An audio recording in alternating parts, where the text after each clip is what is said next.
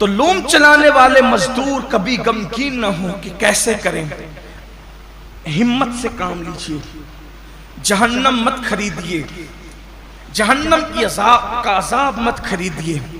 اگر اللہ کی مرضی کسی کو مزدور بنایا، کسی کو سیٹ بنایا، لیکن آپ کو کام ہمت سے لینا ہے، اللہ اس کا صلہ بہت بڑھا دے گا، اللہ اس کا اجر بہت بڑھا دے گا۔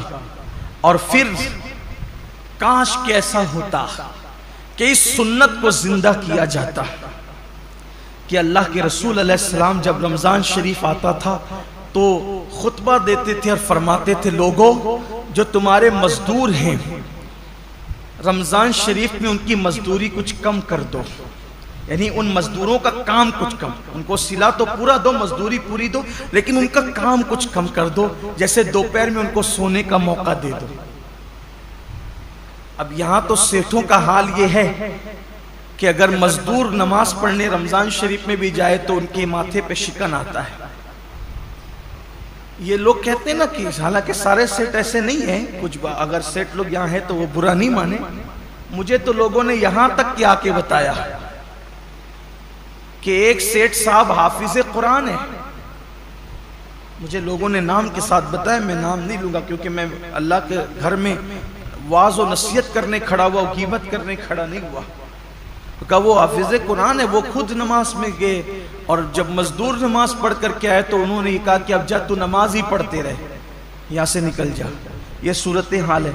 پھر جس قوم کا حال یہ ہو کہ وہ اس قدر گندی سوچ کی حامل ہو جائے کہ وہ اپنے مزدور کو نماز پڑھنے تک جانے نہ دے، پھر ان کے کاروبار تباہ نہیں ہوں گے تو اور کیا ہوں گے؟ ان کے کاروبار کی ملائی دوسرے لوگ نہیں کھائیں گے تو کیا کریں گے؟ کل اور آج کے کاروبار میں کچھ فرق محسوس کرتے ہیں آپ؟ کل کی برکتوں میں اور آج کی برکتوں میں آپ کچھ فرق محسوس کرتے ہیں؟ کل بھی ہمارے باپ داداؤں نے کاروبار سنبھالا اور آج بھی ہماری نئی نسل سنبھال رہی۔ فرق یہ ہے کہ وہاں جب دین کا معاملہ آتا تھا تو وہ اپنے آپ کو سرنڈر کر دیتے تھے، قدرت نے انہیں برکتوں سے نوازا تھا۔ آج بہت کاروبار بڑھا لیا گیا ہے لیکن پھر بھی ہائے ہائے کیے جا رہے ہیں، برکتیں اٹھ گئی ہے۔ وجہ یہ کہ دین سے دوری ہے، مذہب سے دوری، اور انسان جب دین سے دور ہوگا تب تک وہ روئے گا، تب تک وہ پچھتائے گا، تب تک ناکامی اس کے گلے کا ہار بنے گی۔ تو آئیے، اللہ رب العزت نے اتنا خوبصورت سا مہینہ ہمیں دیا ہے، اس لیے میری گزارش ہے کہ اس مبارک مہینے میں پہلے تو روزوں کا اہتمام کریں، اور جن کو چھوٹی موٹی بیماریاں ان سے بھی کہتا ہوں بیماری کا بہانہ لے کے، سر درد ہے، بخار آ گیا ہے، کورونا ہو گیا ہے، ان چیزوں کو لے کر کے آپ روزہ نہ چھوڑیں، اس لیے کہ وہ اور بیماریاں ہیں اور اس حد تک بیماری ہے جس کو بہت سیریس میٹر کہتے ہیں، وہاں روزہ چھوڑنے کی اجازت ہے کہ جب آدمی رکھ ہی نہیں سکتا، بیماری بڑھ جانے کا یقین ہو، مر جائے گا، بیماری بڑھ جائے گی، تکلیف بڑھ جائے گی۔ جب کوئی مسلمان پابند شرع، کوئی دین کی سمجھ رکھنے والا ڈاکٹر کہہ دے تو بات الگ ہے، اپنی مرضی سے فتویٰ دینا کہ میں نے روزہ نہیں رکھنا، میں بیمار ہوں، جبکہ اللہ کے رسول علیہ السلام کا فرمان ہے روزہ رکھو صحت مند ہو جاؤ۔ روزے سے بیماری نہیں بڑھتی بلکہ روزے سے صحت ملا کرتی۔ جب اللہ کے رسول نے کہہ دیا جو طبیبوں کے طبیب ہے، جو حکیموں کے حکیم ہے، جو صرف جسموں کے حکیم نہیں بلکہ روحانیت کے بھی حکیم و طبیب ہے، تو جب اس رسول نے فرما دیا روزہ رکھو صحت مند ہو جاؤ گے تو پھر صحت ملنا ہی ملنا ہے۔ اس لیے بہانہ نہ کرو۔ ایک حدیث پاک اور یاد آتی ہے، فرمایا گیا ہر قسم ہر چیز کی زکوٰۃ ہے، ہر چیز کی، جیسے مال کی زکوٰۃ، جس نے مال کی زکوٰۃ دے دی اس کا مال اللہ کے قلعے میں محفوظ ہو گیا، اب اس کے مال کو کوئی نقصان نہیں ہو سکتا۔ ایسے ہی جان کی بھی زکوٰۃ ہے، جسم کی بھی زکوٰۃ ہے۔ تو جان کی زکوٰۃ کیا ہے؟ میرے آقا علیہ السلام فرماتے ہیں روزہ یہ تمہاری جان کی زکوٰۃ ہے، تمہارے جسم کی زکوٰۃ، مطلب جو لوگ روزہ رکھ لیتے ہیں اب ان کی جان بھی اللہ محفوظ کر لیتا ہے، وہ مہلک بیماریوں سے، موذی بیماریوں سے محفوظ ہو جاتے ہیں۔ آپ دیکھیے اللہ کے اولیاء آج جتنی کثرت سے بیماریاں ہیں پہلے نہیں تھی، اور جو بیماریاں آج ہیں وہ پہلے نہیں تھی. کیوں؟ اس دور میں لوگ صرف رمضان شریف کے روزے نہیں رکھتے تھے، بلکہ مہینے میں 13، 14، 15 تاریخ کو بھی اکثر مسلمان روزہ رکھتے تھے. 3 روزے تو مہینے میں رکھتے ہی تھے مسلمان. پھر اس کے بعد جو اور دین سے قریب تھے وہ پیر اور جمعرات کے بھی روزے رکھتے تھے. پھر موقع بموقع عاشورہ کا روزہ، یہ روزہ، وہ روزہ، یعنی جو موقع آیا اس کے بہانے سے روزے رکھتے تھے. اس لیے یہ بیماریاں ان کو نہیں تھی جن بیماریوں میں ہم مبتلا ہیں. کیوں؟ کیونکہ وہ جسم کی زکوٰۃ نکالتے رہتے تھے، اور جب زکوٰۃ نکلتی رہے گی تو جسم محفوظ ہوتا رہے گا. ہم سمجھتے ہیں کہ کھانے سے طاقت ملتی، طاقت کھانے سے نہیں ملتی.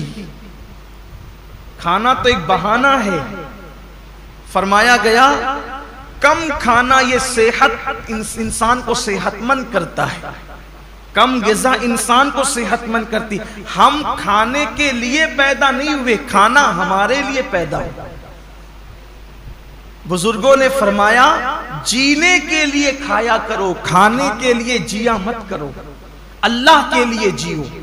یہ انسان کی سوچ اور فکر ہونا چاہیے. تو پہلی چیز یہ ہے روزہ رکھیے، روزے کا اہتمام کیجیے، اور روزہ رکھیے تو اس طرح رکھیے جیسے اللہ نے روزہ رکھنے کا حکم دیا ہے.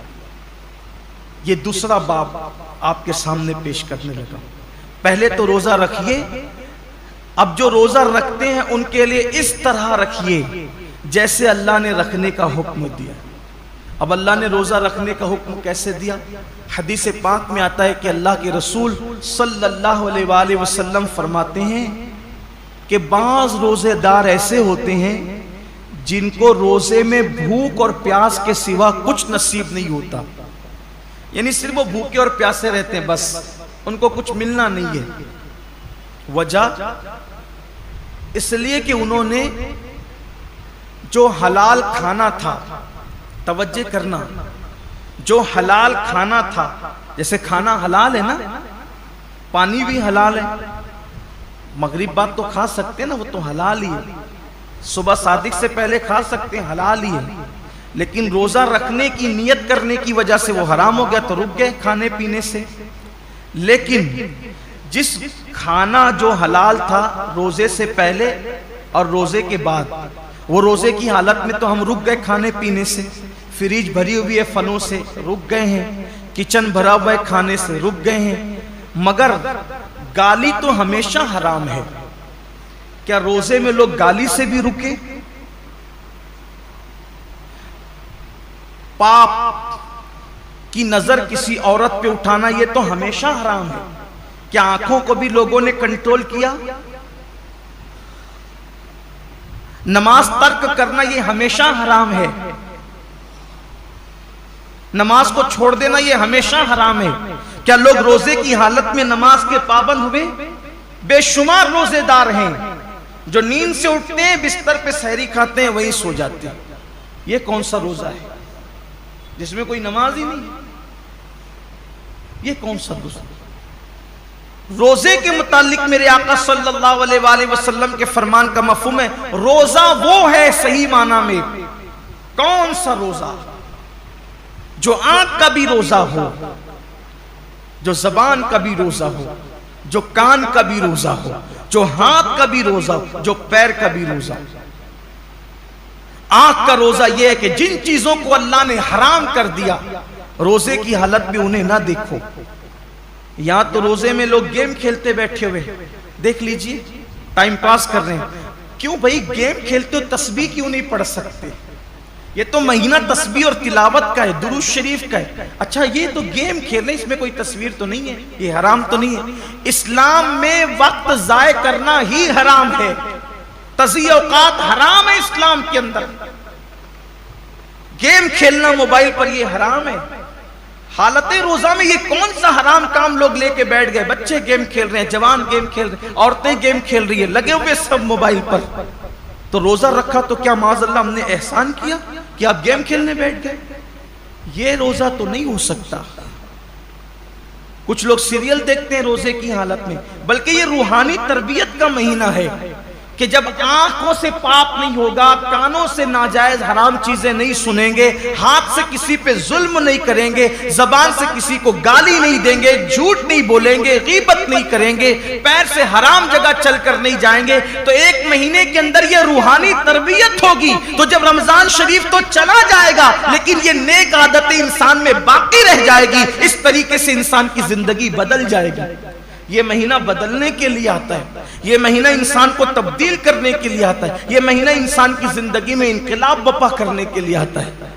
اب زبان جھوٹ بول ہی رہی ہے، کچھ لوگوں کا تو روزہ اس وقت تک مکمل ہی نہیں ہوتا جب تک وہ 2-4 لوگوں سے جھگڑا نہ کریں۔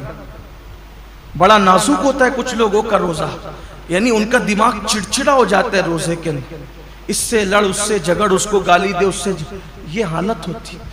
روزہ یہ نہیں، اللہ کے رسول علیہ السلام فرماتے ہیں اگر کوئی روزے کی حالت میں تم سے جھگڑا کرے تو اس کو کہہ دو کہ بھئی میں روزے سے، میں اپنا روزہ خراب نہیں کرنا چاہتا۔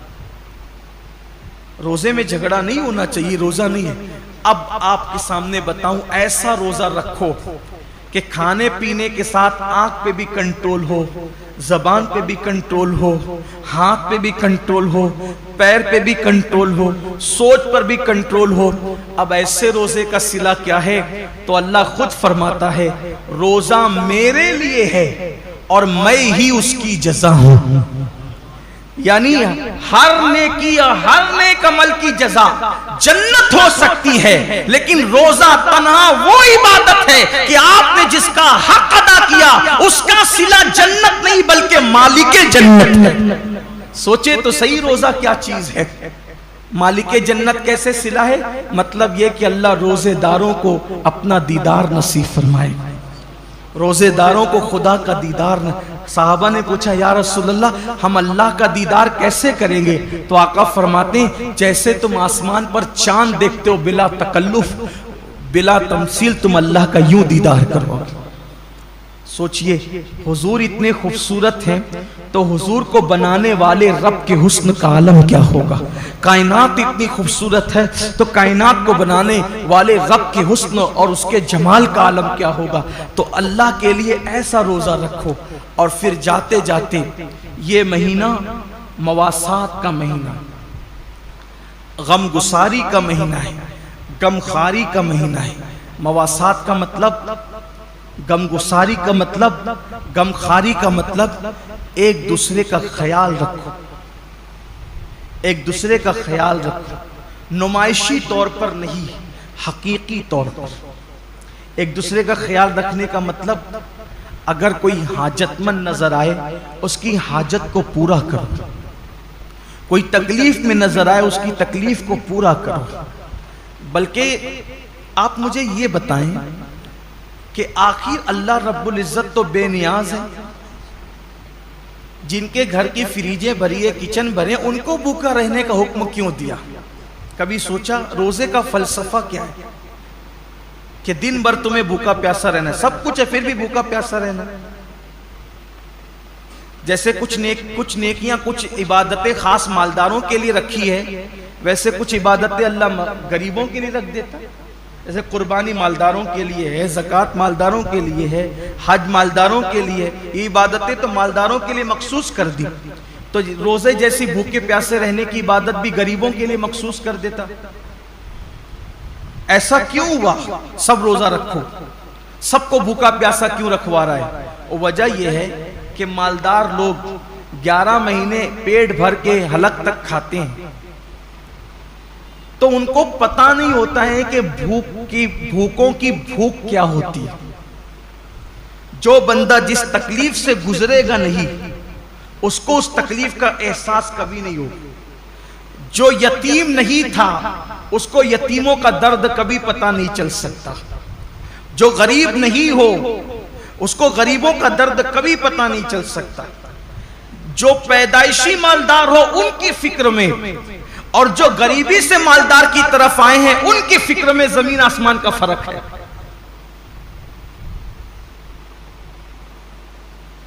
ایک مرتبہ کا واقعہ ہے کہ کچھ غریب قافلے گزر رہے تھے مالداروں کی بستی سے، کچھ غریبوں کے قافلے گزر رہے تھے مالداروں کی بستی سے، تو وہ نیچے کی پڑی ہوئی روٹیاں اٹھا اٹھا کر کے کھا رہے تھے. تو مالداروں کے بچوں نے ان کو دیکھا تو اپنے باپ سے پوچھا کہ یہ لوگ نیچے کی روٹی پڑی ہوئی کیوں اٹھا کے کھاتے ہیں؟ تو باپ نے جواب دیا بیٹے ان کو روٹی نہیں ملی اس لیے یہ روٹی اٹھا کے کھاتے. تو کہا ابا ان کو روٹی نہیں ملے تو انہیں چاہیے تھا کہ یہ دکان سے کیک خرید لیتے. اب اس بچے کو کیا پتا کہ جنہیں روٹی نصیب نہیں وہ کیک کہاں سے خریدیں گے، لیکن اس کی سوچ تھی چونکہ وہ مالدار گھر میں پیدا ہے. تو جو غربت، اسی لیے اللہ نے اپنے محبوب صلی اللہ علیہ وآلہ وسلم کو یتیم پیدا فرمایا. اسی لیے اللہ نے اپنے محبوب صلی اللہ علیہ وسلم کی پرورش غریب گھر میں فرمائی. کیوں؟ کہ محبوب کو ایسی غربت سے گزارو اور ایسی یتیمی سے گزارو، کیونکہ جو غریبوں کا ماوا اور یتیموں کا ملجا بنا کر بھیجا گیا ہو، جب تک اس منزل سے گزریں گے نہیں تو وہ حقیقی درد کا احساس جو ایک غریب کو غربت کی وجہ سے ہو سکتا ہے، ایک یتیم کو یتیمی کی وجہ سے ہو. اسی لیے تو اللہ کے رسول علیہ السلام یتیموں کو دیکھتے تھے تو آنکھوں میں آنسو آ جاتے تھے. کیوں؟ اس لیے کہ حضور خود یتیمی سے گزرے تھے، وہ در یتیم تھے.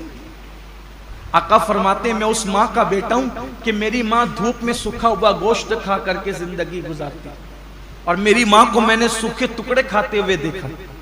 اللہ کے رسول علیہ السلام یہ فرماتے ہیں. تو یہ روزے جو رکھائے جاتے ہیں ایک مہینے تک، اس کی بہت ساری حکمتوں میں سے ایک حکمت یہ بھی ہے 11 مہینے تک پیٹ بھر کر کھانے والوں ذرا ایک مہینے بھوکے رہ کر دیکھو کہ دنیا کے اندر جو قوم روٹی کے ٹکڑے کو ترس رہی ہے آخر بھوک کس چیز کا نام ہے، تاکہ ان کی بھوک کا تمہیں احساس ہو. اور بھی حکمتیں، لیکن ایک حکمت یہ بھی ہے کہ ان کی بھوک کا تمہیں احساس ہو. تو یہ مہینہ مواسات کا مہینہ ہے، حاجتیں پوری کرنے کا مہینہ ہے، تکلیفیں پوری کرنے کا مہینہ ہے. اللہ کے رسول علیہ السلام کا فرمان ہے، حدیث پاک میں آتا ہے کہ جو ماہ رمضان شریف میں اپنے کسی مومن بھائی کی صرف ایک حاجت پوری کر دے، ایک حاجت، اللہ تعالیٰ اس کی 10 لاکھ حاجتوں کو پورا فرمائے گا اور اس کو گناہوں سے ایسے پاک کر دے گا جیسے وہ ابھی اپنی ماں کے پیٹ سے پیدا ہوا. اس لیے اگر اللہ نے آپ کو نوازا ہو دولت سے، اگر اللہ نے آپ کو نوازا ہو مال سے، اگر اللہ نے آپ کو خوشحال رکھا ہو تو اپنے رشتہ داروں کا خیال کریں، اپنے گرد و پیش کا خیال کریں. میں تو صرف یہی عرض کرنا چاہتا ہوں کہ ہر آدمی اگر صرف اپنے رشتہ داروں کو سنبھال لے تو مسلمانوں کی غربت کا خاتمہ ہو جائے.